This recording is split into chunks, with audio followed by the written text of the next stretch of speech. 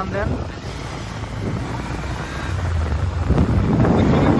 এখানে আসছিলাম এই ঐতিহ্যবাহী হলবের মাথা এবং ঢোল খাওয়ার জন্য এবং পরিদর্শন করে দেখার জন্য। এখন যাচ্ছি বর্তমানে জামতল ঐতিহ্যবাহী কিছু খাবার আছে, এখানে গিয়ে আপনাদের মাঝে আমি পরিবেশন করে। সেটা হচ্ছে আমি বলে দেই, নলনি নিহারি, বিহারি আছে, কেউ বলতে পারে পায়া, কেউ বলতে পারে গরুর রগ।